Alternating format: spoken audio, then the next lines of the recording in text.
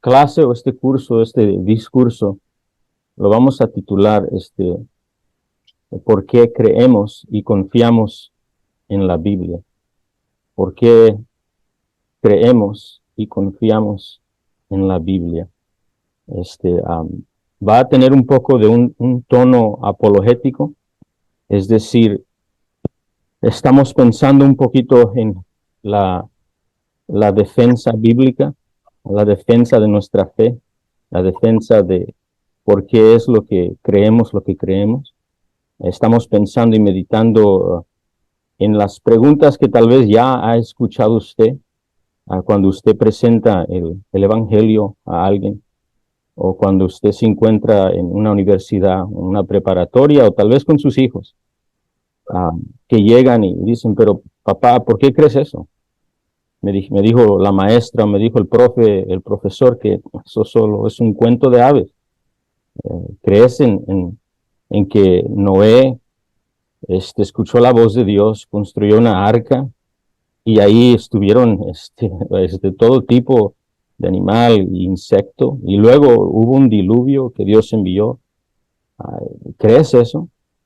O como alguien me dijo una vez a mí mientras intentaba de comunicar el Evangelio de Jesucristo, me dijo, ¿usted cree que una virgen dio a luz? Y se empezó a burlar.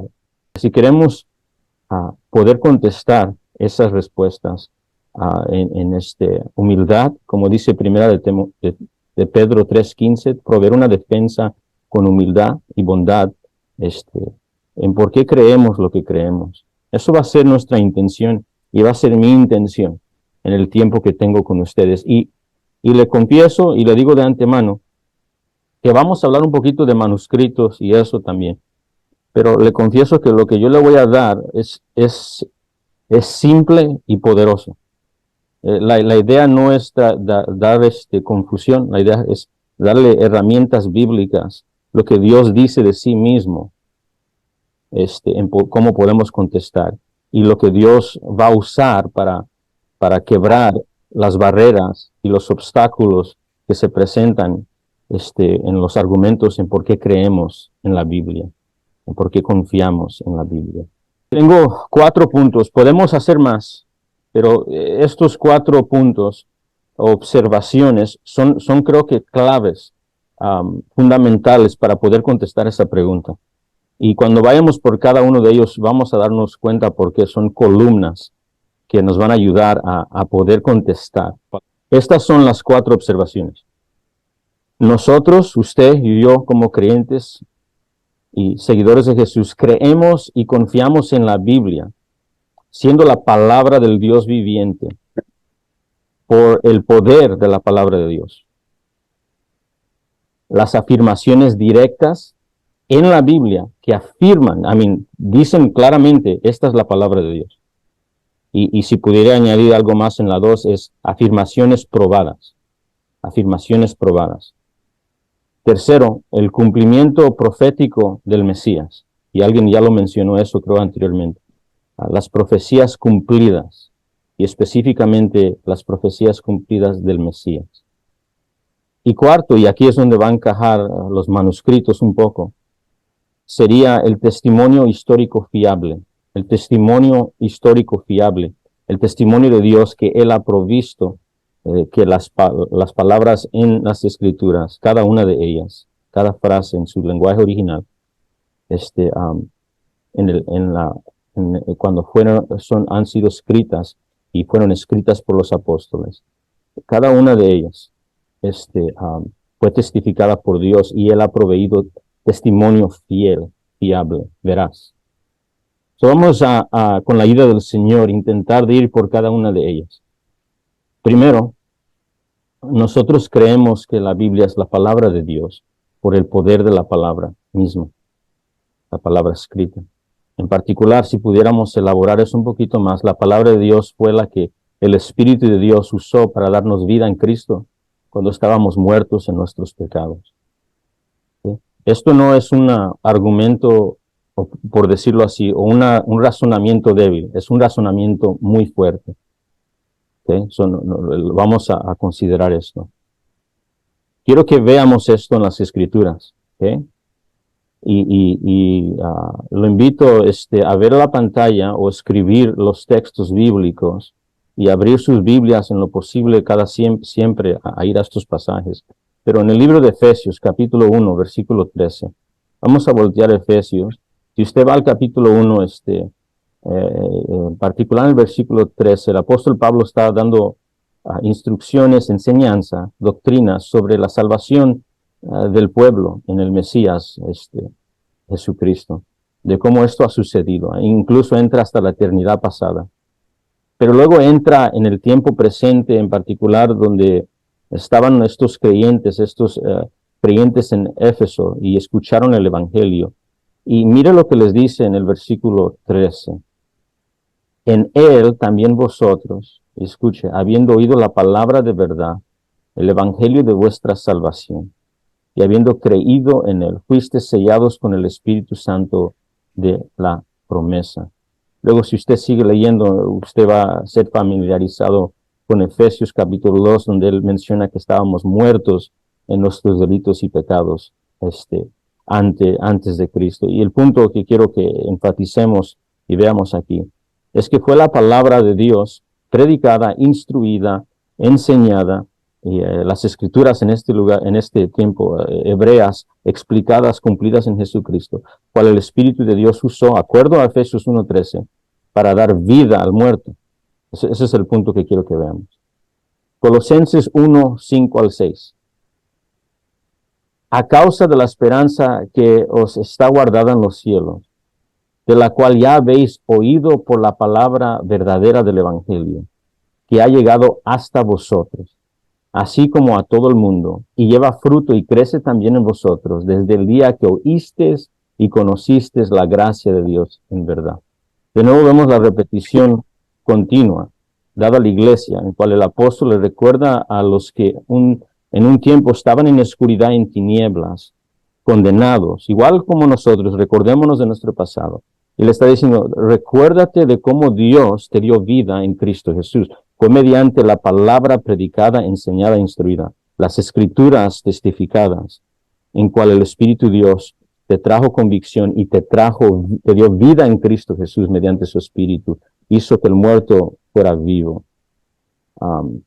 El corazón renovado por Jesús, el que verdaderamente conoce el perdón de nuestro Señor Jesucristo y ha probado y conoce la gracia de Dios y el poder del Espíritu de Dios que regenera, cambia, transforma, hace nueva criatura, conoce muy bien que la palabra de Dios es viva y eficaz y más cortante que toda espada de dos filos, y penetra hasta partir el alma y el espíritu y las coyunturas y los tuétanos y las ligaduras, pensamientos y las intenciones del corazón.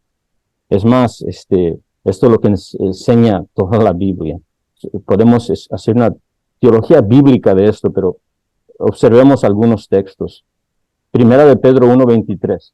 Está hablando el apóstol Pedro a la iglesia y le está hablando de la palabra de Dios cual fue predicada, testificada a ellos y les dio vida. Dice Primera de Pedro 1:23. Pues habéis nacido de nuevo, no de una simiente corruptible, sino de una que es incorruptible, es decir, mediante la palabra de Dios que vive y permanece. Romanos 10:17. Así que la fe es por el oír, y el oír la palabra de Dios. Gálatas 3:2. Esto solo quiero saber de vosotros. Está recordando a los Gálatas de cómo ellos fueron regenerados, nacieron de nuevo. Escuche, esto solo quiero saber de vosotros. ¿Recibisteis el Espíritu por las obras de la ley o por el oír? Y la idea ahí es el oír, la palabra predicada, la palabra escrita predicada acerca del Mesías. O por el oír con fe. Hebreos 4:12, ya lo cité un poquito anteriormente. La palabra de Dios es viva y eficaz, y más cortante que toda espada de dos filos, y penetra hasta partir el alma y el espíritu, las coyunturas y los tuétanos, y discierne los pensamientos y las intenciones del corazón. Y por cierto, si usted se recuerda del autor de Hebreos, él usa las escrituras hebreas continuamente en cada uno de sus argumentos de que el Mesías es superior a los ángeles, el Mesías es el heredero de todas las cosas, el Mesías es el sumo sacerdote, cita a la ley mosaica, cita a los profetas. Él usa las mismas escrituras para proveer su defensa continua en cuestión de llamar a los cristianos del primer siglo que se estaban desviando, en particular los judíos, a que han puesto fe en su Mesías Jesús y estaban sufriendo persecución, para llamarlos de nuevo a continuar perseverante al Señor Jesucristo. Él está saturado con estas verdades. Isaías 55:11, hablando del Mesías y el tiempo mesiánico, las profecías escritas por los profetas mediante el Espíritu de Dios, dice esto: así será mi palabra que sale de mi boca, no volverá a mí vacía, sino que hará lo que yo quiero, lo que yo deseo. No regresará vacía sin cumplir su propósito. Llevará a cabo los propósitos, es la idea en el hebreo, al cual yo lo envié. Segunda de Timoteo 3:15 al 17. Segunda de Timoteo 3:15 al 17. Pero tú persiste en esto, en lo que has aprendido, y te persuadiste, sabiendo de quién has aprendido. Y le dice a Timoteo, el apóstol Pablo, que desde la niñez has sabido las sagradas escrituras, el grafei, siempre en referencia a la palabra escrita, las cuales te pueden hacer sabio para la salvación por la fe que es en Cristo Jesús. Es por medio de la palabra escrita que él va a aprender acerca de Jesucristo, y la salvación ha sido alcanzable mediante el Espíritu de Dios y la fe en Cristo. Versículo 16. Toda la grafei, toda la escritura es inspirada por Dios, que anustas, derriba totalmente de Dios en su plenitud, toda la palabra, cada frase, cada coma, todo. Y es útil para enseñar, para redarguir, para corregir, para instruir en justicia, al fin de que el hombre de Dios sea completo, perfecto, maduro, eternamente preparado para toda buena obra. Y luego él continúa. Segunda Timoteo 4:1-2, es el mismo pensamiento continuando. Te encarezco delante de Dios y del Señor Jesucristo, que juzgará a los vivos y a los muertos en su manifestación y en su reino, que prediques la palabra. Quiero que veamos ese pensamiento en Segunda de Timoteo 3 y Segunda de Timoteo 4, todo junto. El énfasis que le está dando a Timoteo es: Timoteo, como un pastor misionero, es esencial que entiendas el poder de la palabra misma. Eso es lo que vas a usar para enseñar, para instruir, cuando tengas que corregir a alguien, cuando tengas que dar consejo, cuando tengas que predicar, preparar una lección. Esto es lo que debe de dominar totalmente tu estudio, tu oración, tu predicación, tu comunicación, tu manera de vivir. Esto es lo que Dios ha dado para alcanzar al hombre perdido, y cual testifica de su Hijo Jesucristo. Escuché un testimonio que contó Adrian Rogers. Adrian Rogers ya murió, pero es un predicador que en su tiempo vivo fue muy fiel con las Escrituras.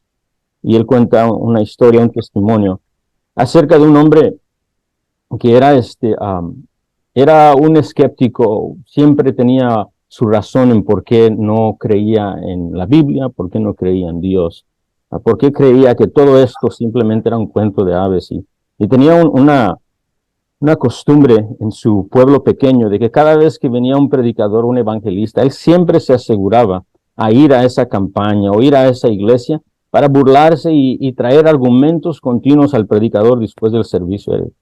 Lo tomaba como su responsabilidad personal, y todos lo conocían en el pueblito. Y un día llegó un pastor joven, un nuevo pastor en la iglesia local que estaba ahí, y él vino, este escéptico vino y se sentó ahí ya preparado y listo para traer sus ataques en contra del predicador. El predicador predicó el evangelio, predicó de las Escrituras, y después de el tiempo de servicio y la predicación, como estaba esperado, el hombre que tenía sus ataques verbales vino al pastor y lo empezó atacando sus creencias en la Biblia, atracando con como todo lo que él tenía que ha aprendido en la escuela y todo, y empezó a traer un argumento, otro argumento. Después de traer sus argumentos, le dijo al pastor, ¿qué argumento me presentas en retorno? ¿Qué me dices tú en luz de todo lo que yo te traigo? Te aseguro que no tienes respuesta. El pastor respondió con Hebreos 9:27 y le dijo al joven, joven, quiero decirte algo, dijo, y de la manera que está establecido para que los hombres mueran una sola vez y después de esto el juicio. Y el hombre se empezó a burlar, dijo, hey, yo no creo en tu Biblia, no creo en nada de eso, ¿para qué me estás dando la Biblia? Eso no hace sentido, dame un argumento, dame un argumento. Y el pastor joven dijo, permítame un momento, te repito un argumento. Y luego dice de nuevo, Hebreos 9:27, porque de manera que está establecido para que el hombre muera una sola vez y después de esto el juicio. El hombre se molestó tanto y dijo, no, tráeme otro. Y dice, eso no es suficiente. El pastor dice, ok, déjame decírtelo una vez más. Dice, porque de la manera que está establecido para que los hombres mueran una sola vez y después de esto el juicio. Finalmente el joven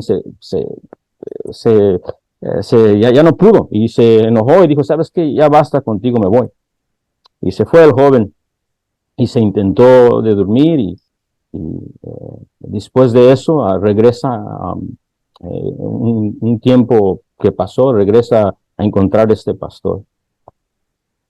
Pasó un tiempo, busca al pastor y le dice, pastor, quiero hablar con usted. Esa noche yo intenté dormir y no podía dormirme.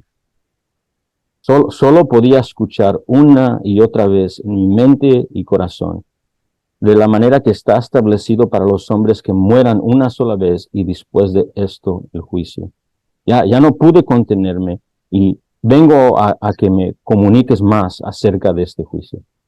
Y esto lo cuenta Adrian Rogers con el énfasis de que es la palabra misma de Dios cual cambia al pecador. Una ilustración más y esta es una de mis favoritas. El amado Charles Spurgeon. El amado Charles Spurgeon cuenta una historia de que él en sus campañas de predicar iba a veces, especialmente si era un lugar nuevo, a la capilla o para ver los acústicos, ¿verdad? Que se pudiera escuchar su voz hasta el último asiento. Y en una de esas ocasiones había una capilla bien grande y famosa y él entró a la capilla cuando él pensaba que estaba vacía y entró ahí y quería averiguar los acústicos. Entonces él entra al púlpito y empieza y dice esto. Abre su Biblia y la lee y dice, he aquí el Cordero de Dios que quita el pecado del mundo. Y luego empieza a escuchar el eco yéndose. Luego dice, una vez más, para intentar de escuchar estos acústicos y cómo se iban a escuchar en una audiencia y en un cuarto tan grande. Dice, he aquí el Cordero de Dios que quita el pecado del mundo. Años pasaron después de ese tiempo. Y en una ocasión se le dio a notificar al amado Spurgeon, Charles Spurgeon, que ese día en particular, cuando él fue a averiguar los acústicos, había un hombre que se encargaba de arreglar el edificio. Dice que él tenía su caja de herramienta y estaba ahí arreglando unas cosas en un lugar donde Charles Spurgeon ni sabía que estaba. Y que él mientras arreglaba escuchó, he aquí el Cordero de Dios que quita el pecado del mundo. Y una vez más dice que escuchó y de repente dejó todo lo que estaba en sus manos. He aquí el Cordero de Dios que quita el pecado del mundo. Digo que después de eso lo mismo regresó y que él no pudo contenerse y ahí mismo el Espíritu de Dios lo trajo a Jesucristo. Le comparto esto, amados, porque todo lo que acabamos de leer nos testifica continuamente, Dios mismo nos dice que es su palabra escrita cual cambia a los hombres. Es el Espíritu de Dios que usa las Escrituras cuando son predicadas fielmente, enseñadas, incluso hasta leídas diariamente, que usa el Espíritu de Dios para vivificar al muerto, para causar que alguien nazca de nuevo, tenga nuevos deseos, nuevos apetitos. Eso ningún hombre lo puede hacer. solo Dios mediante su Espíritu y la palabra escrita. Usted va a escuchar, creo que ya lo han mencionado, va a escuchar a alguien decirle, seguramente lo van a decir, yo lo he escuchado y un varón ya lo compartió. ¿Sabes qué? Yo no creo en la Biblia. No me traigas esos argumentos. Tráeme algo más. Yo lo voy a animar a que siempre, continuamente, usted traiga la Biblia. Sin temor, sin vergüenza. Continúe testificando las verdades de Dios. Continúe testificando lo que Dios dice. ¿Okay? Una ilustración que el amado Spurgeon es famosa por decir es la siguiente, y si lo animaría a tomar una foto de esta ilustración porque tal vez le va a beneficiar en compartir esto con alguien más. Pero Charles Spurgeon, observando esta misma verdad del poder de la palabra de Dios en sí misma, dijo lo siguiente: la palabra de Dios es como un león. No tienes que defender a un león. Todo lo que tienes que hacer es soltar al león y el león se defenderá. Y la idea es así mismo. Charles Spurgeon, escribiendo en esto mismo, en otro lugar, dijo lo siguiente: supongamos que varias personas se dieran cuenta de que tenían que defender a un león, rey de las bestias adulto. Ahí está en la jaula y aquí vienen todos los soldados del ejército para pelear por él. Bien, se les dijera, que se alejen, abran la puerta y dejen salir al león. Creo que esa sería la mejor manera de defenderlo, porque se cuidaría solo. Y la mejor apología o la mejor defensa por el evangelio es dejar salir el evangelio. Si yo pudiera apelar con ustedes, animarlos, es usted siempre presente el poder de la palabra, siempre presente los 10 mandamientos al que ha quebrantado la ley de Dios. Fue la palabra escrita que va a confrontar al pecador y va a decir: quítate tus sandalias, porque quítate tu calzado, porque el lugar donde pisas, lo que estás escuchando, es lugar santo. Deje que el monte Sinaí dé sus truenos y tiemble y su humo llegue mediante la palabra enseñada y instruida. Nunca deje la espada, la palabra, diga: mira, yo no creo en la palabra, y usted deje la espada a un lado para traer algo más. Es esa misma espada que entra en los lugares donde nadie más puede entrar. Si alguien dice: ¿sabes qué? Viene una camioneta bien grande, en inglés usamos la palabra semi-truck, esas camionetas inmensas donde cargan muchas cosas. Y dice: ¿sabes qué? Yo no creo que esa camioneta me va a causar daño. Yo me voy a poner enfrente de la carretera. Yo no creo en esa camioneta. Esa persona puede decir: yo no creo en esa camioneta, pero le aseguro que cuando la camioneta llegue va a aplastar a ese hombre, ¿verdad? En la misma manera, cuando usted escuche esos argumentos, siempre recuerde esa verdad. Y yo una vez escuché a un joven predicador, lo dijo bien seriamente, pero era muy cierto lo que dijo. Estaba un grupo de jóvenes que iban listos para evangelizar, y les dijo a ellos antes de salir, les dijo: ¿sabes qué, jóvenes? Van a salir y van a predicar y van a escuchar todos tipos de argumentos. Y cuando entren esos argumentos, ustedes le va a dar la tentación, le aseguro que va a entrar la tentación de agarrar sus espadas, hablando de la Biblia, y va a querer ponerla a un lado para tratar de agarrar otro tipo de herramienta para traer defensas a esos argumentos. Le dijo: amigos, no hagan eso. Dijo: crean en la Biblia, crean en el Dios que habló. La primera, amados, es una que quiero elaborar en compartir. Creemos que la Biblia es la palabra de Dios. ¿Sabe por qué? Porque es lo que Dios usó para cambiarnos a nosotros. No sé cuál es su contexto de ustedes. Tal vez uno dice: yo crecí en la iglesia. Tal vez uno dice: no, ¿sabes qué? En mi caso, fui pandillero, fui criminal, lo que sea. Pero cualquiera sea su contexto, Efesios 2 nos dice la realidad de todos nuestros contextos. Y Efesios 2 dice que estabas muertos en vuestros delitos y pecados, hijos de desobediencia, siguiendo la corriente de los hijos de desobediencia. Dice: éramos hijos de Satanás, destinados para la ira de Dios. Ese éramos nosotros, éramos cadáveres caminando. ¿Y qué fue? Le digo a usted, ¿qué fue? ¿Qué fue lo que cambió sus vidas? Fue Jesucristo predicado a ustedes. Fue el predicador, fue la mamá, fue el papá, fue el evangelista, fue el tratado, fue alguien tomando café con usted, fue alguien compartiendo la palabra escrita con ustedes, cual el Espíritu usó para traerlo convicción y darles vida nueva. Amados, le comparto que una de las razones que usted y yo creemos que la Biblia y confiamos que la Biblia es la palabra de Dios es por el poder de la palabra misma, el poder de Dios en todo lo que Él dice. La segunda es, creemos y confiamos que la Biblia es la palabra de Dios porque Dios hace afirmaciones directas de que la Biblia es la palabra de Dios. En la Biblia, cuando la lees, vas a encontrar afirmaciones directas y si quisiera añadir algo más es afirmaciones directas que han sido probadas. ¿Okay? Esa es otra razón por cual creemos y confiamos en las Escrituras. Lo invito a Deuteronomio 13. Si tiene sus Biblias, puede abrirlas ahí. Y vamos a leer una sección de Deuteronomio 13 y luego vamos a ir a Deuteronomio 18 y leer otra sección. Estos dos pasajes bíblicos quisiera que siempre los teniera tal vez subrayados.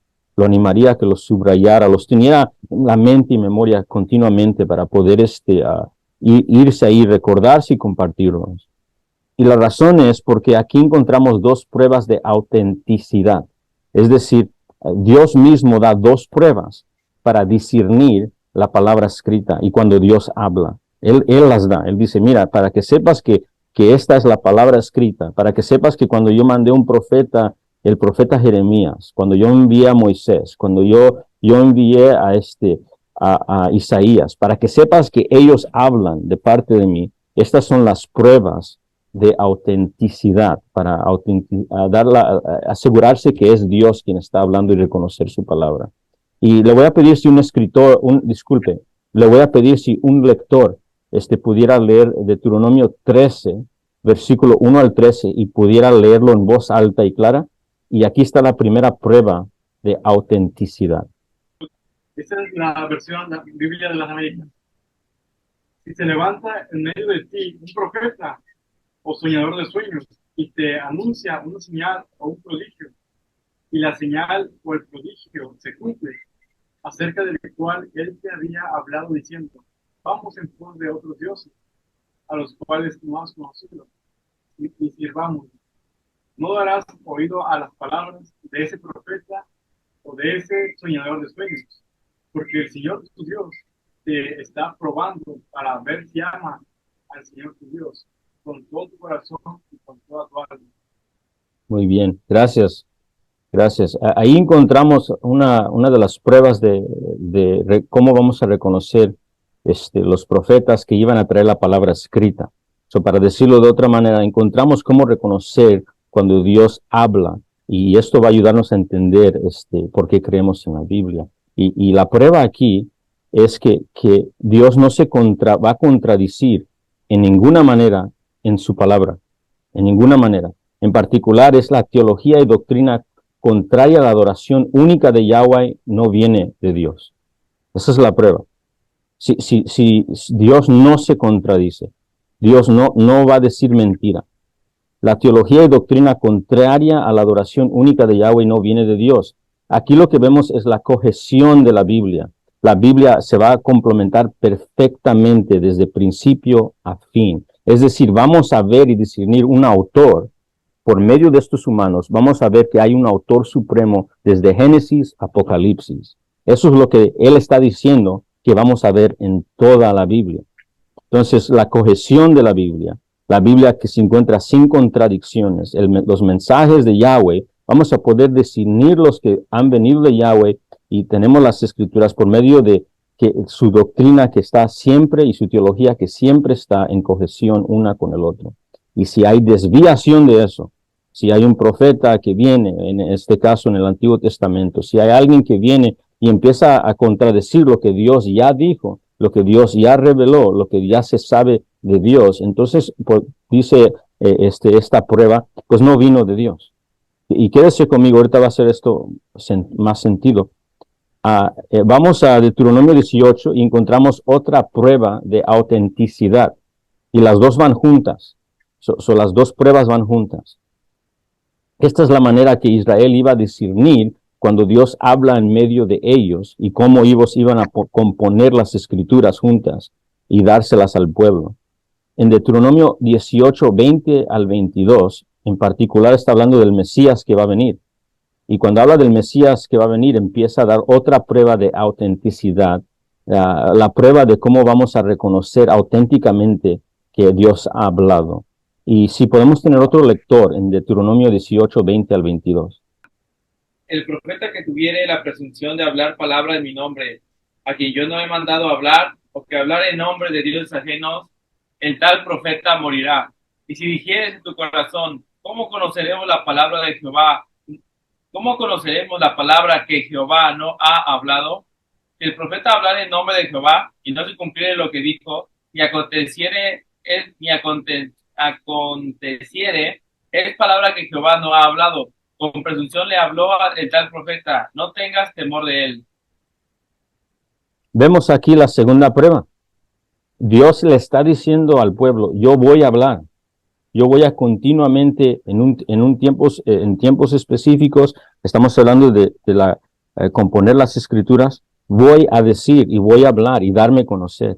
Y te estoy diciendo cómo vas a reconocerme cuando yo hable. Aquí encontramos la segunda prueba.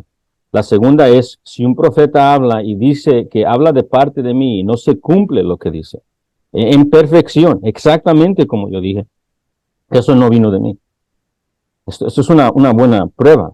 Y entonces esto va a hacer mucho sentido cuando lleguemos más adelante y hablemos de profecías cumplidas en el Mesías. Pero la prueba de autenticidad es aquí, palabras no cumplidas no son palabras de Dios. Estamos viendo que la veracidad y confiabilidad de su palabra. Aquí Yahweh le está diciendo a Israel, toda mi palabra, no parte de mi palabra, no una sección de mi palabra, no ciertas palabras, todas de ellas son veraces, confiables. Es más, en Tito 1:2, no tiene que voltear ahí, pero Pablo dice algo muy interesante de Dios que resume muy bien lo que estamos viendo. En Tito 1:2, él le dice, cuando le escribe a Tito, le dice, hablando de las profecías que Dios habló acerca de la salvación al judío y gentil mediante el Mesías, le dice, estas promesas, lo que Dios habló, vienen del Dios que no miente. Es decir, Dios no, eso no es parte de sus atributos. Es incapaz de hacerlo. Entonces, todo lo que Él habla, todo ello va a ser veraz. Y de ahí venimos nosotros a entender la inspiración plenaria, es decir, cada frase, cada palabra en su lenguaje original es la palabra de Dios, no porciones de ella, sino toda ella. Y el razonamiento bíblico es porque Dios no miente y ha prometido hablar, y cuando Él habla, dio sus pruebas de autenticidad y de prueba. Entonces ahí tenemos dos. Tenemos que Dios no se va a contradecir en ninguna manera, no va a dirigirnos afuera de la adoración a Él mismo. Todo lo que Él va a decir es veraz y confiable. Y cuando Él dé a entender algo, comunicar algo, se va a cumplir exactamente, perfectamente en la manera que Él lo dijo. Estas son las pruebas. Y como vimos, las consecuencias fueron extremadamente severas si alguien venía hablando según de parte de Dios y no era de parte de Dios. ¿Cuál era una de las consecuencias que vemos en Deuteronomio 18? Alguien que lo pudo observar. Va a morir. Sí. ¿Cómo se dice en español capital punishment? La pena de muerte, ¿verdad? Pena de muerte. Ajá, era penalidad de muerte en Israel. Entonces, esto nos habla de la seriedad de que Dios toma en cuando Él habla y le estaba dando revelación especial y específica a su pueblo. Ahora, con eso en mente, no se pierda y deje lo que acabamos de aprender. Tomemos eso, porque eso nos va a ayudar a cómo está compuesto el canón. Y la palabra canón es referencia al estándar, que es los 66 libros de la Biblia, que todos esos libros. Eso, lo que acabamos de aprender nos va a ayudar a entender cómo está compuesto el canón y cómo entendemos el canón que viene de Dios. Y eso vemos después de entender eso, las pruebas de autenticidad, la frase así dice el Señor, es decir, Yahweh hablando por su espíritu mediante un profeta, la frase así dice el Señor se encuentra más de 400 veces en la Biblia, afirmaciones directas. So, cuando usted lea la Biblia va a encontrar más de 400 veces directamente donde alguien viene y dice, hey, Dios está hablando aquí. Esto es Dios directamente hablando. Y no solamente eso, acuerdo a lo que hemos leído en Deuteronomio, estas son afirmaciones probadas en Israel. No solamente son afirmaciones sin ser probadas, Dios ha afirmado ellas. Se puede recordar el libro de Jeremías. En el libro de Jeremías encontramos un testimonio muy interesante, donde Yahweh manda a Jeremías al pueblo y le dice al pueblo, ¿sabes qué? Ustedes han quebrado el pacto. Y parte del pacto mosaico era que Dios iba a disciplinar al pueblo después de su persistente rebeldía y los iba a disciplinar mediante un pueblo ajeno viniendo. Eso es lo que dice Deuteronomio. Iba viniendo y tomarlos cautivos en un pueblo extraño. Iban a hablar otro lenguaje. Y les dice Jeremías, Yahweh le dice a Jeremías, ve, dile a Israel que ya llegó el tiempo. No me han escuchado, van a ir en cautividad. Y específicamente le dice, por 70 años van a estar en cautividad. Viene otro profeta, Ananías, y Jeremías tenía una costumbre de usar un yugo, y él usaba un yugo de madera, y era como una forma de ilustración, y el yugo de madera servía como una ilustración vívida y dramática a Israel, es decir, ustedes van a estar en cautividad, así como está este yugo sobre mi cuello, así va a suceder con el pueblo cuando llegue Babilonia y se lo lleve. Vino Ananías, un profeta de Dios, y dijo, ¿sabes qué? Dios me envió y me dijo que no van a estar 70 años. Sí, va a venir tal vez un poco de disciplina, pero no va a ser eso, va a ser como 3 años, no van a estar sufriendo eso, no escuchen a Jeremías. Me llama la atención lo que Yahweh le dice a Jeremías. Yahweh le dice a Jeremías, ¿sabes qué? Ve, dile al pueblo y dile a ese profeta que a él le van a poner un anillo en la nariz y se lo van a llevar los babilonios. Y dile también que ese yugo de madera, yo tengo un yugo de hierro y no va a ser quebrantado. Así es mi palabra. Lo que yo digo se va a cumplir exactamente. Eso es una ilustración en el libro de Jeremías para dar esa demostración de cómo Deuteronomio 13 y Deuteronomio 18 se llevan a cabo mediante el canón. Dios hace afirmaciones directas y luego son probadas.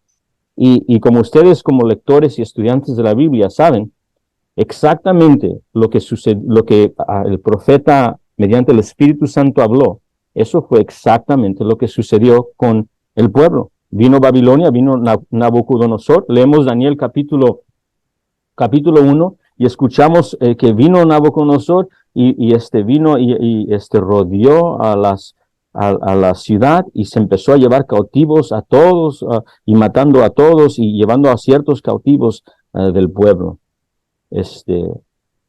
Encontramos la frase así dice Yahweh, así dice el Señor, así dice el gran yo soy. Más de 400 veces afirmaciones probadas. 2,500 veces más. ¿Okay? En el Antiguo Testamento, la Biblia afirma que Dios ha hablado en sus páginas. Isaías 1:2, y esto es lo que quiero decir, estos son ejemplos. Isaías 1:2, oíd cielos y escucha tu tierra, porque habla Yahweh. Jeremías 6:16, así lo dijo, o así dijo Yahweh. Ezequiel 35:3, así ha dicho, así dice Yahweh el Señor. Génesis 1:3, y dijo Dios, sea la luz, y fue la luz. Malaquías 4:3, así ha dicho Yahweh de los ejércitos.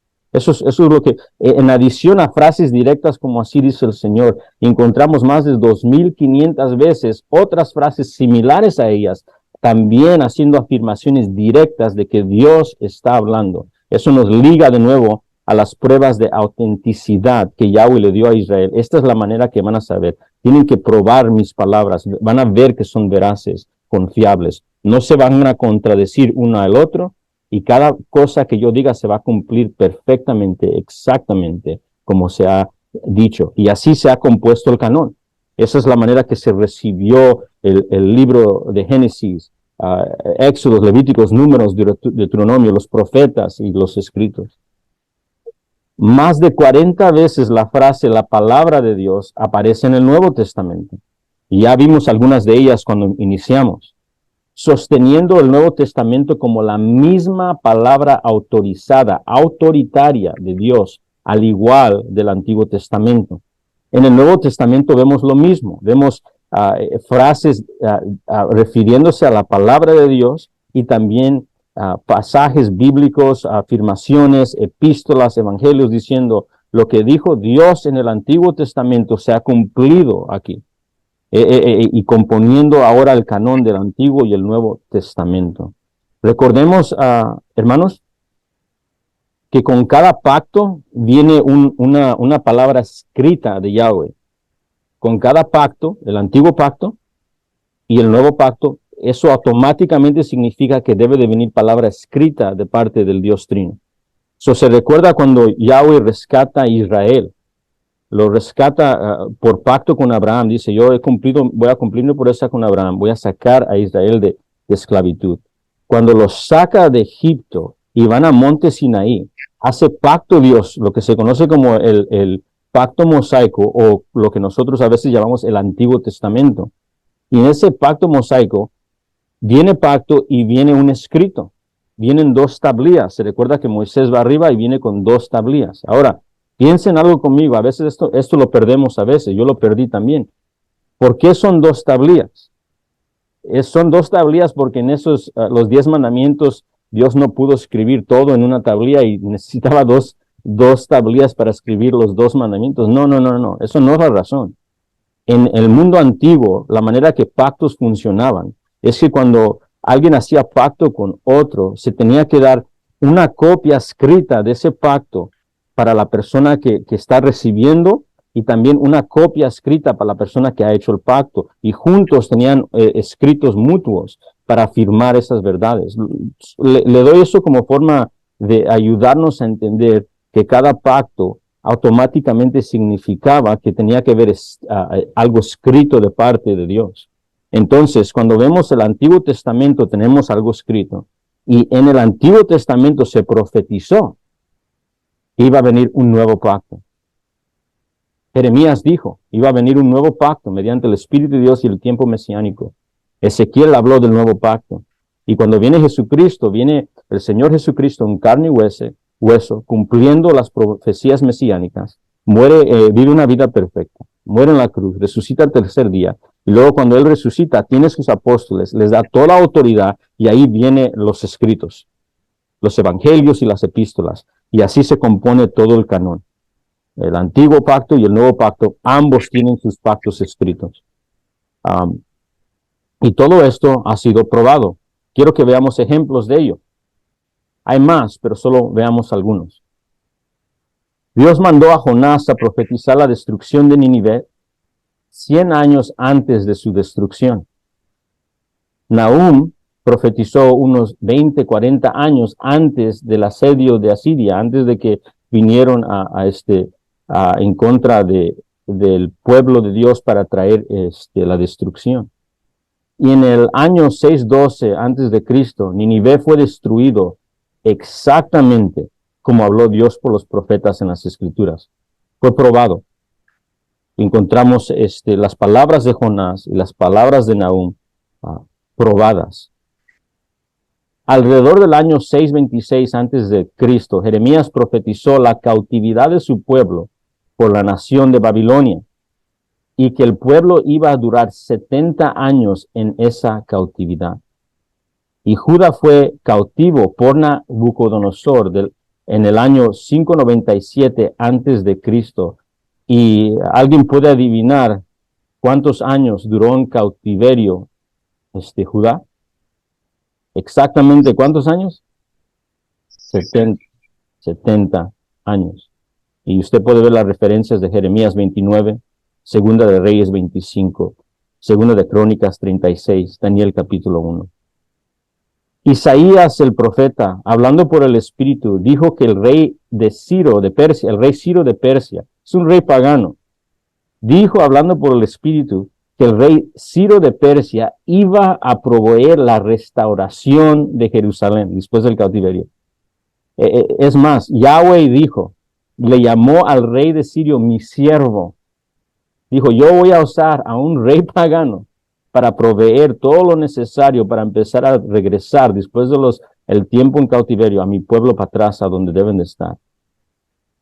Esto sucedió exactamente como Dios lo profetizó. Y se levantó el rey de Ciro de Persia, y Dios lo usó, y usted puede leer esto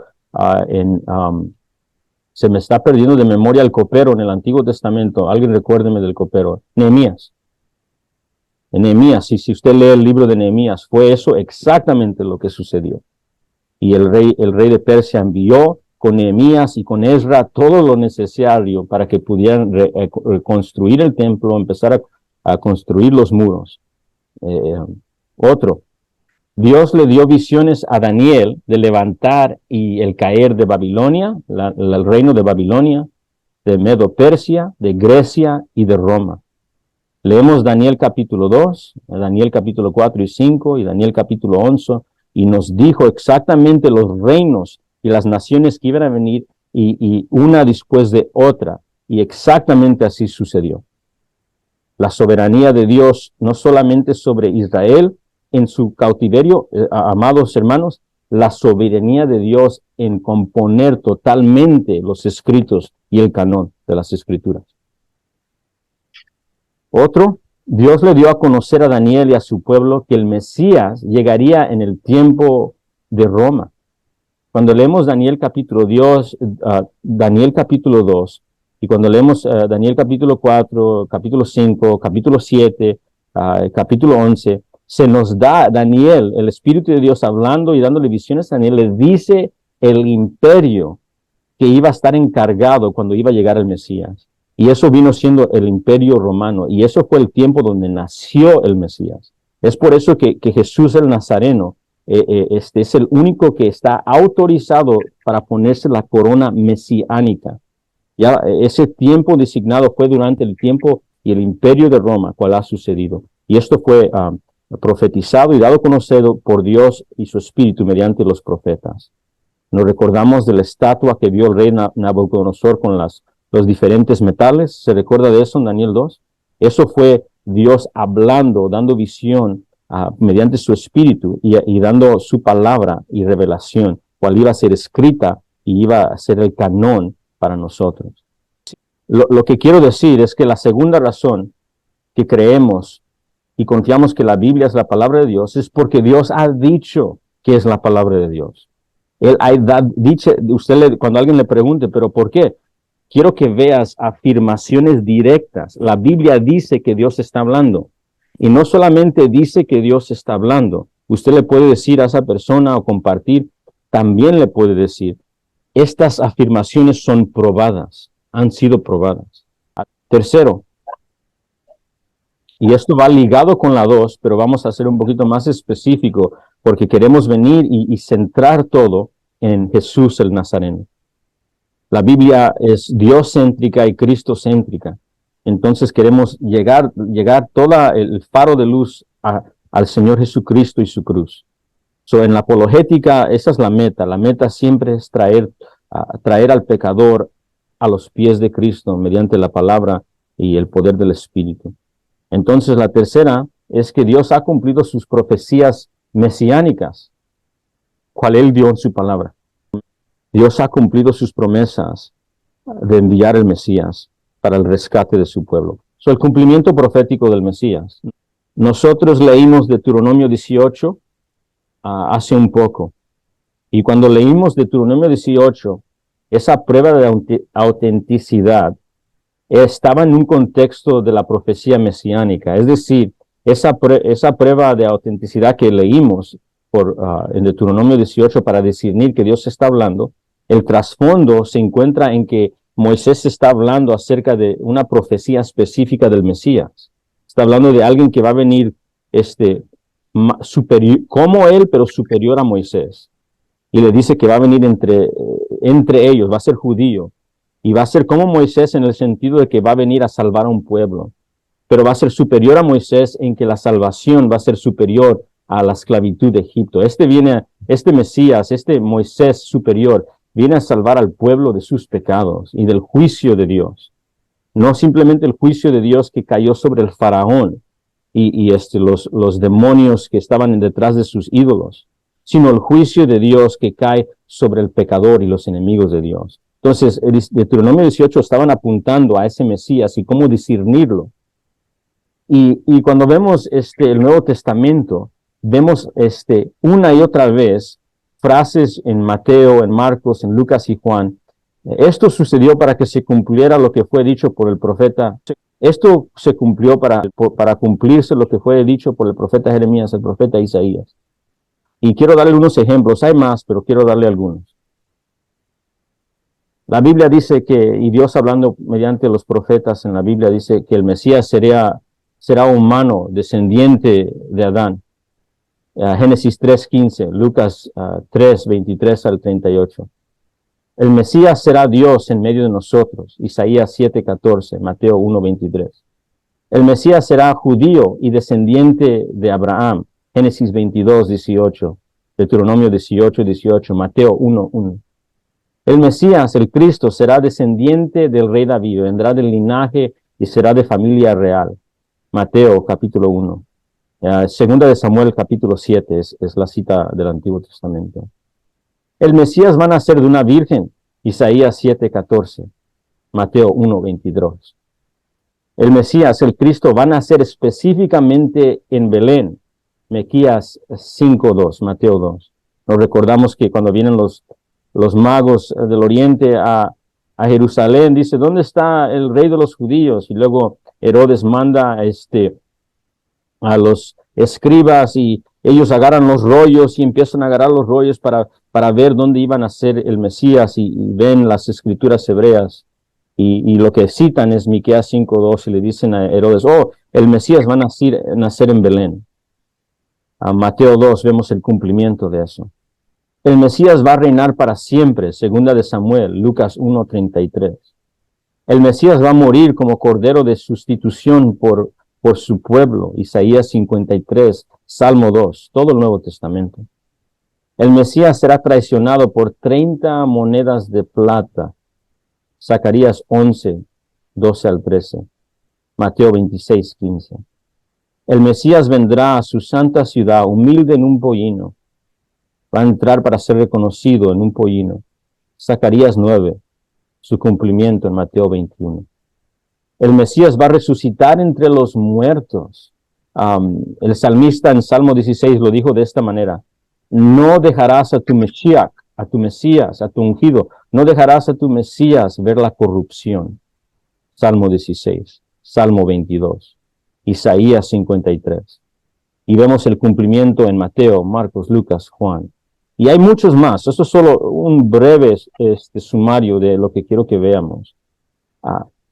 Dios ha cumplido sus profecías mesiánicas, cual dio en su palabra.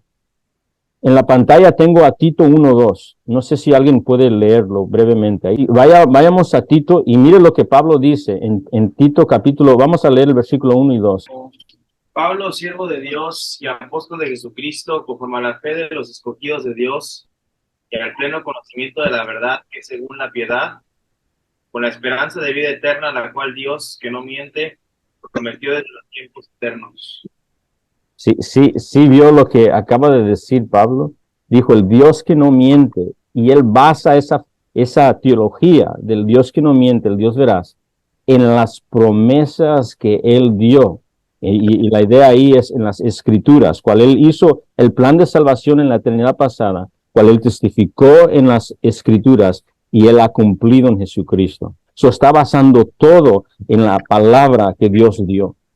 Quédese conmigo, quiero que lo veamos. Primera de Corintios 15, vamos a Primera de Corintios 15.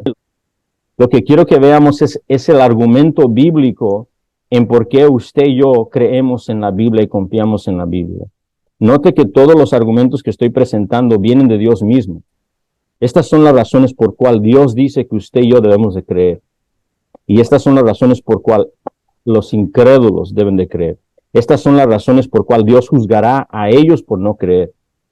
¿Se recuerda cuando Jesús habla del rico y de Lázaro? ¿Sí se recuerdan?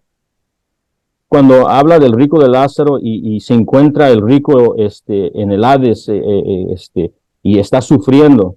Y él le dice a Abraham, dice, Padre Abraham, dice, envía a alguien a que hable con mis hermanos. Seguramente si alguien de aquí pudiera ir al otro lado y advertirle de lo que está pasando aquí, ellos escucharían. No sé si usted se recuerda lo que Abraham le dice a ese hombre sufriendo en el Hades. ¿Se recuerda lo que le responde a él? Si no creen en los de Moisés y los profetas, no creen en alguien que regrese. Piensen lo que acaba de decir. Los argumentos, eso es lo que él dijo, lo que Dios va a usar para condenar al mundo va a ser su palabra escrita. Eso significa que su palabra escrita y sus promesas cumplidas, incluso esa última frase, aunque uno resucite entre los muertos, eso es una referencia no muy escondida, hablando de el Mesías viniendo, muriendo en la cruz, resucitando en los muertos y testificando en el mundo que el Mesías ha venido y es Jesús. Te encontramos ahí en esa frase que citó usted, hermano David, el antiguo pacto y el nuevo pacto, el Antiguo Testamento y el Nuevo Testamento como el estándar. Primera de Corintios 15, y voy a leer esto con ustedes.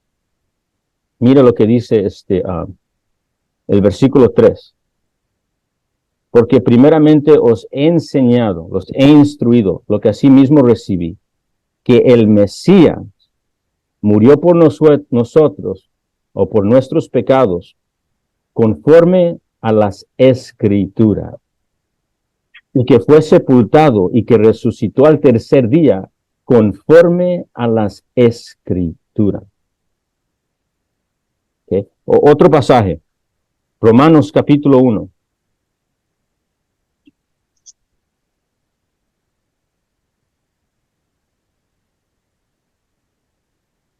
Romanos capítulo 1. Y vamos al versículo 1. Pablo, siervo de Cristo Jesús, llamado a ser apóstol, apartado para el evangelio de Dios. Escuche esto. Que él había prometido antes por sus profetas en las santas escrituras acerca de su Hijo, nuestro Señor Jesucristo, que era del linaje de David según la carne. Y versículo 4, que ha sido declarado, ha sido afirmado Hijo de Dios con poder, según el Espíritu de Santidad por la resurrección de entre los muertos. Un parafraseo, Dios no miente.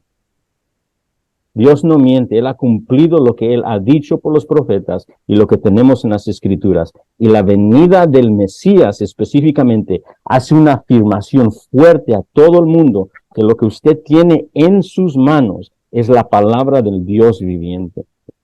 Entonces, si alguien le pregunta, ¿por qué usted cree en la Biblia? Usted le dice, porque Dios ha cumplido sus promesas, envió a su Mesías. Y luego empiece a dar una y después de otra razonamiento en dar de las profecías cumplidas. En el estudio del erudito J. Barton Payne, se han encontrado unos 574 versículos del Antiguo Testamento que de una forma o otra, directamente o por referencia, hablan de la venida del Mesías. Alfred Edersheim dice que hay alrededor de 456 versículos del Antiguo Testamento que hablan de la venida del Mesías. Si somos conservadores con estos números, entonces Jesús cumplió en su primera venida, cumplió por lo menos unas 300 profecías en su primera venida. Alguien que pueda leer la cita de Dr. John MacArthur. Alrededor de 332 profecías del Antiguo Testamento se hacen acerca de Jesucristo. Jesucristo cumple algo así como 330 o 332 profecías. No hay posibilidad de que estas pudieran haber sido ciertas para cualquier individuo solo por casualidad. La posibilidad de que esto suceda es tan infinitesimal que no se puede reducir a números. aunque solo haya 4. Y cuando piensas en 332, tu cerebro se queda atónito. Este es el impacto que debe de quedarnos en nuestra mente y corazón. Cada profecía es una declaración de que Dios ha hablado. Cada pasaje de la Biblia en el Antiguo Testamento es una palabra de Dios diciendo, yo he dicho. Y cuando vemos el Nuevo Testamento, encontramos, yo he cumplido y voy a cumplir. Yo he dicho, yo he cumplido y yo voy a cumplir. Eso es lo que tenemos en la palabra de Dios. Esa es la razón que creemos. Dios ha dado testigos fieles, veraces, fiables. Ha dado testimonio histórico fiable de todo lo que estamos viendo. La cuarta es que hay testimonio histórico fiable. ¿Okay?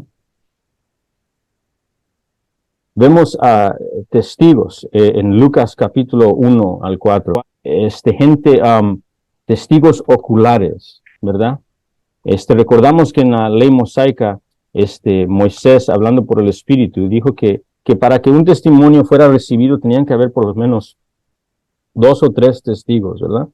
Y por eso encontramos en el Antiguo Testamento continuamente Dios llamando a los cielos y a la tierra y a los ángeles como testigos, o incluso a sí mismo, jurando por su nombre mismo. Es decir, mira todos los testigos. Pero en Lucas 1 al 4, el autor, Lucas, el doctor, el historiador, nos dice claramente, Lucas, en al iniciar su evangelio, puesto que ya muchos han tratado de poner en orden la historia de las cosas que entre nosotros ha sido ciertísimas, tal como nos las enseñaron los que desde el principio, escuche esto, vieron con sus ojos y fueron ministros de la palabra. Me ha parecido también a mí, después de haber investigado, y es la idea con fuerte diligencia, haber investigado con diligencia todas las cosas desde su origen, escribírtelas por orden, oh excelentísimo Teófilo. Lo que él está presentando son argumentos históricos. Él ha hablado con gente que vio a Jesús, tuvo acceso al apóstol Pablo. Cuando leemos el libro de Hechos, tuvo acceso a Pedro, tuvo acceso es probable con María, la mamá hablando de la mamá carnal de Jesús.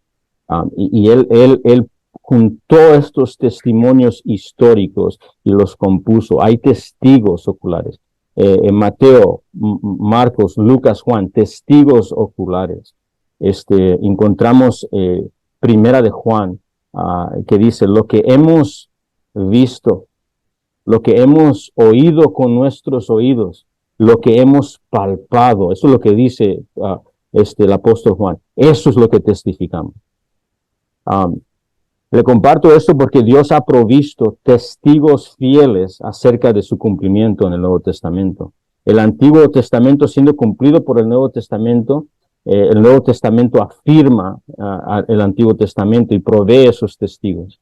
Mateo, Marcos, Lucas y Juan son testigos oculares, o los discípulos que estaban también viendo al Señor Jesucristo en su día, todos los que fueron sanados durante el tiempo que caminó Jesucristo, Lázaro, sus hermanas, los fariseos incluso, los enemigos incluso del Señor Jesucristo, los soldados que vieron a la crucifixión de Jesús. Habían muchos testigos. Primera de Corintios 15 dice que hubieron más de 500 testigos a la vez observando la resurrección de Jesucristo. Saulo, Hechos 1 nos dice que Jesucristo en cuerpo resucitado estuvo 40 días con ellos, enseñándoles acerca del reino. Saulo, que persiguió a los cristianos hasta que incluso estuvo aprobando la muerte de Esteban, él escuchó a Jesús resucitado. Lo vio de acuerdo a las epístolas, dando testimonio, y cambió su vida totalmente, escribiendo más del 70% del Nuevo Testamento. Él proveyó testigos de todos tipos, y historiadores como Lucas, pecadores como Leví, pescadores, Saulo, un erudito, que conocía varios lenguajes. Él dijo, yo hablo más lenguas que todos, referencia a sus lenguajes. Él proveyó todos estos testigos de todos estos tipos para testificar acerca de que esto es veraz. No solamente eso, los milagros. Juan 5:36, Juan 14:11, Él les dice a sus oyentes, si no me creen a mí, créanme por los señales mismos, dijo. Miren lo que estoy haciendo. Estos señales están apuntando a mí, están dirigiendo a lo que yo digo que es verdad. Él sanó a los ciegos, los cojos y los paralíticos caminaron, los muertos regresaron a vida, la transfiguración, la misma voz del Padre testificando del Hijo. Se le pareció incluso, ¿se recuerda? Cuando está en la transfiguración, ¿alguien se recuerda quién más estaba ahí hablando con Jesús?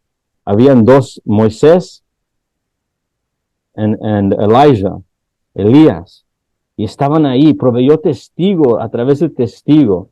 Lucas 9:35 dijo, este es mi hijo que yo he escogido, la voz mismo del Padre testificando. Escuchen todo lo que él diga. Cambió el agua en vino, dio alimento a más de 500 personas a la vez. Vemos la voz del Padre en el bautismo, en Mateo 3:17. Ese es mi hijo en quien estoy complacido. La muerte y resurrección de nuestro Señor Jesús, afirmando todo lo que Él dijo, todo lo que Él dijo ser. Él es Dios, afirmando, siendo visto. Le dijo a Tomás, ven, toca. Tomás respondió, mi Señor y mi Dios. Comió pan, comió peces en cuerpo resucitado. Los milagros y señales de los apóstoles, haciéndolo testificando mediante el poder del Espíritu en el libro de Hechos. Eso también fue testimonio. Predicando lo mismo que Jesús, lo mismo que los profetas. Recordemos que Deuteronomio 13 dice que iba una cohesión, no iba a haber contradicción. Vemos el mensaje de los apóstoles afirmando todo, absolutamente todo, desde Génesis 3:15, que la simiente iba a venir a aplastar la cabeza de la serpiente. Vemos una cohesión de todo lo que dijo Dios en todas las escrituras, afirmando, yo he hablado, yo he cumplido y voy a cumplir. Dios ha dado testigos, incluso ha dado testigos de manuscritos, incluso. Cuando uso la palabra manuscritos, estoy hablando de copias de los escritos, de los escritos originales. Cuando estoy hablando de manuscritos o cuando escuche la palabra manuscritos en referencia a las escrituras hebreas en sus lenguajes originales o el Nuevo Testamento en su lenguaje original, estamos hablando de copias de los escritos del mundo antiguo. Eso es general. Y luego, específicamente en la Biblia, manuscritos del Nuevo Testamento, del Antiguo Testamento, estamos hablando de los miles de las copias de las escrituras del mundo antiguo. Déjenme clarificar eso un poco. Cuando usamos la palabra manuscritos, estamos refiriéndonos a copias de escritos del mundo antiguo. Hay manuscritos de historia del mundo greco-romano. Hay manuscritos de otras cosas seculares. Y eso es referencia a copias de esos escritos. Cuando usamos la palabra manuscrito acerca de la Biblia, estamos hablando de las copias de las escrituras del mundo antiguo. Quiero hablar un poquito de esto. Y hay mucho más que se puede decir. Hay una disciplina que se llama el texto crítico o el texto critical, textual criticism. Y esa disciplina se dedica a examinar los manuscritos de la Biblia y estudiar comparar cada uno de ellos, juntarlos, estudiar los que se encuentran en hebreo, los que se encuentran en arameo, los que se encuentran en griego y los que se encuentran en otros lenguajes y examinarlos, literalmente estudiarlos, ir a diferentes países a colectarlos. Lo que quiero decir es que yo no le voy a dar todo, pero le voy a dar algo. Y si usted dice, ¿sabes qué? Yo quiero saber más, hable conmigo al final y yo le puedo guiar a que busque más, o también el pastor Natán. Okay. Manuscritos del mundo antiguo secular. Ahorita quiero hablar de los manuscritos, no del Nuevo Testamento, no del Antiguo Testamento. Quiero hablar de las copias el mundo secular y el mundo antiguo.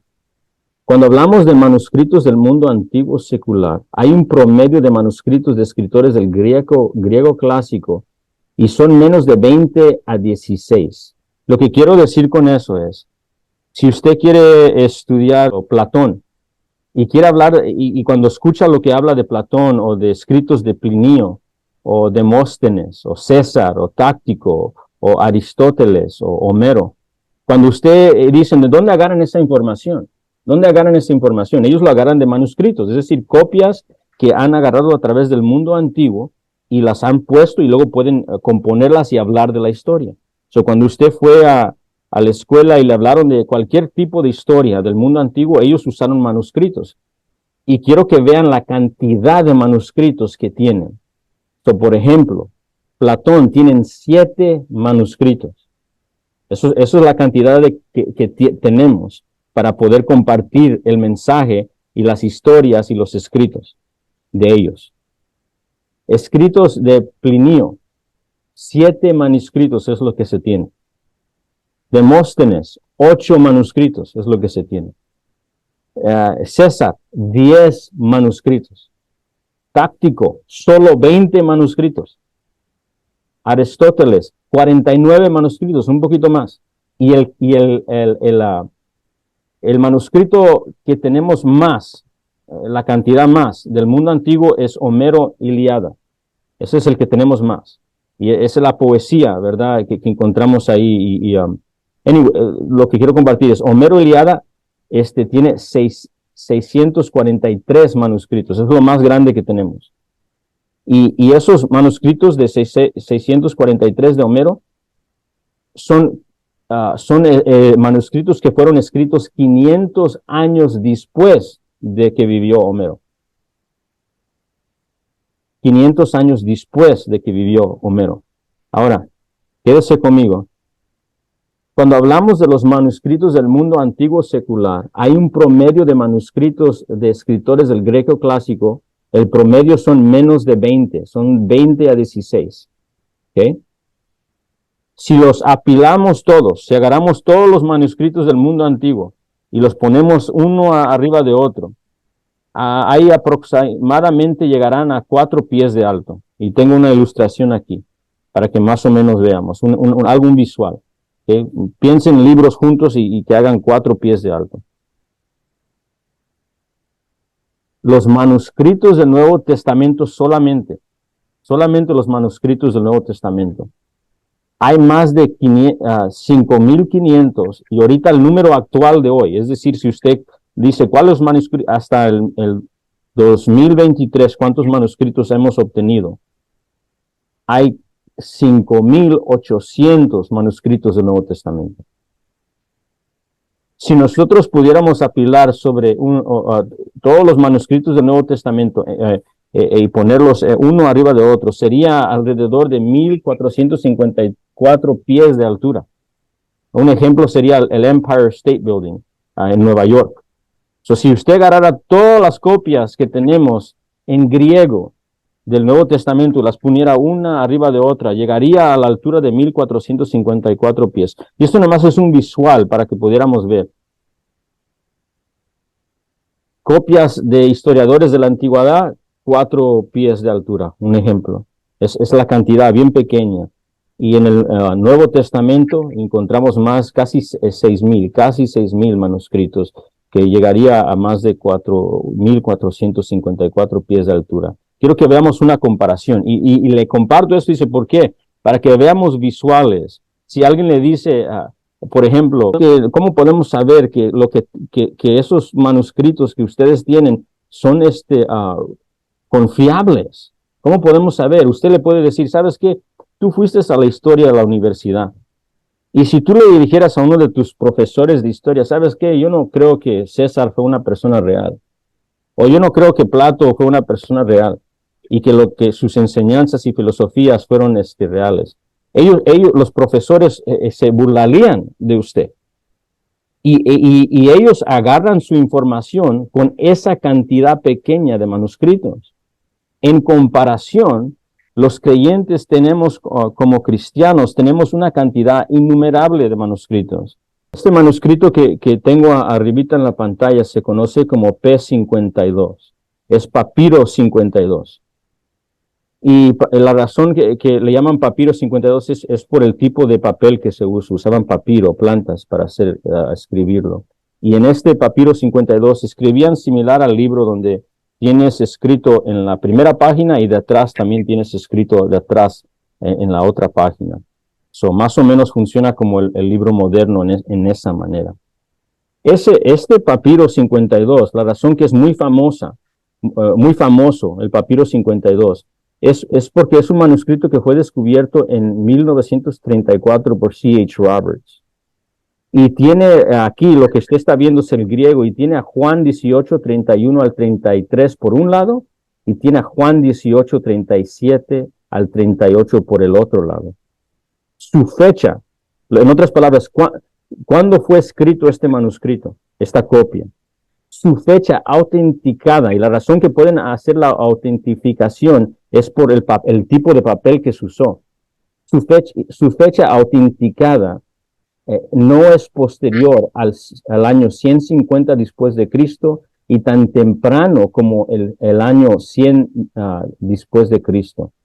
Un papirólogo es el que examina la edad de los manuscritos. Dijo que podría ser de principios de los 90 después de Cristo. Desde el descubrimiento de P52, se han descubierto 11 papiros adicionales del Nuevo Testamento del segundo siglo. En los últimos años, mientras yo estoy hablando en el año 2023, encontraron un manuscrito pequeño, una porción pequeña del Evangelio de Marcos, que ciertos papirólogos que han estudiado ese manuscrito dicen que vienen del primer siglo, durante el tiempo de los apóstoles cuando ellos vivían. La razón que le comparto esto es porque estamos diciendo esto, es lo que quiero decir. Cuando los apóstoles escribieron las escrituras, empezaron a hacer copias de esas escrituras y pasarlas a las iglesias. Y los manuscritos de los autores del Nuevo Testamento, esas copias que tenemos, están en la área alrededor de ese tiempo, no menos de 70 o 100 años después de los apóstoles. Entonces, están muy cercas. ¿Okay? La iglesia estaba recién nacida en esos años y podía examinar todos esos manuscritos. En comparación a los manuscritos que les mencioné del mundo secular, del mundo antiguo, están 500 años después de su escrito original. Son 500 años después. El tiempo actual que esos autores escribieron originalmente, no se encuentra ningún manuscrito en su tiempo, hasta 500 años después de su vida. Eso es muy significativo. La evidencia que tenemos en los manuscritos, lo que quiero compartir, es alarmante. Es alarmante. Si queremos hablar en cuestiones con eruditos o queremos hablar con gente que quiere hablar de manuscritos, incluso ahí no hay debate en esto. Incluso Bart Ehrman, que es uno de los uno de los eruditos que se ha puesto más al Evangelio y al Nuevo Testamento, él mismo ha testificado, el doctor Bart Ehrman, que en comparación a los manuscritos y la evidencia del Nuevo Testamento no hay comparación en todo el mundo. Es algo milagroso, por decirlo así. Lo que quiero decir es que Dios ha preservado evidencia y sobresaliente. Tengo una cita y con esto voy a concluir pronto. La cita de Dr. Daniel Wallace, que es un erudito que ha dominado el griego y ha compuesto todo, está actualmente colectando todos los manuscritos en todo el mundo conocido que se encuentran hoy en día y tomándolos en forma digital para ponerlos en línea. Esto viene del doctor Daniel Wallace. No sé si alguien se animaría a leer esta cita. No tenemos ni 20 manuscritos del griego clásico. En contraste al Nuevo Testamento, tenemos más de 1000 veces más datos. Sí, son los dos. No, los dos. Tenemos más de 1000 veces los datos del manuscrito para el Nuevo Testamento que lo que tenemos para el autor grecorromano promedio. No solo esto, sino que los manuscritos clásico promedio no son anteriores a 500 años después del momento en que escribió. Para el Nuevo Testamento estamos esperando décadas por copias sobrevivientes. Sobresaliente la evidencia textual que tenemos de manuscritos. Si usted dice, ¿qué dijo David ahorita? Esto es lo que quiero decir. Es sobresaliente. Yo hasta me atrevería a decir milagroso la evidencia que Dios dejó de manuscritos para el mundo, incluso el más estudioso, para examinarse y romperse la cabeza y ver, Dios ha hablado y he dado testimonio fiable de lo que yo he dicho. Podemos estar 100% seguros, incluso que lo que usted tiene aquí es lo que dijo el apóstol Pablo, es lo que dijo el apóstol Juan, es lo que dijo el apóstol Mateo. Lo tenemos. ¿Por qué creemos en la Biblia como la palabra del Dios viviente, inerrante, infalible? Por el poder de la palabra, por las afirmaciones directas que es la palabra de Dios, afirmaciones directas y probadas. Cumplimiento profético, el testimonio histórico fiable. Me gusta cómo lo resume el doctor Voddie Baucham. El doctor Voddie Baucham lo resume de esta manera. Elijo creer en la Biblia porque es una colección confiable de documentos históricos escritos por testigos presenciales durante la vida de otros testigos presenciales que informan eventos sobrenaturales que tuvieron lugar en cumplimiento de profecías específicas y afirman que sus escritos son divinos y no de origen humano. Eso es el resumen de lo que comparto hoy. Pero una asignación, si usted desea hacerla. En luz de la revelación especial de Dios, la Biblia, su palabra, lo voy a animar a que haga una lista de 5 o 7 respuestas en cómo el creyente debe responder a ella.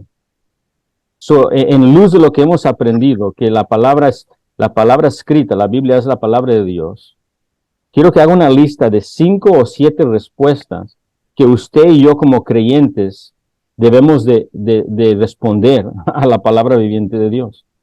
Un ejemplo, porque la Biblia es la palabra de Dios viviente, el creyente debe de, y usted puede ahí poner sus 5 a 7 respuestas. Si usted desea, puede usar el Salmo 119, en particular el versículo 161 al 168, como un ejemplo de cómo el salmista responde a las escrituras. Y unas 2 citas que las uso frecuentemente. La Biblia es la palabra de Dios de tal manera que cuando la Biblia habla, Dios habla. B.B. Warfield. El creer o no creer y el obedecer o no obedecer la palabra de Dios es el creer o no creer y el obedecer o no obedecer a Dios mismo. Dr. Wayne Grudem.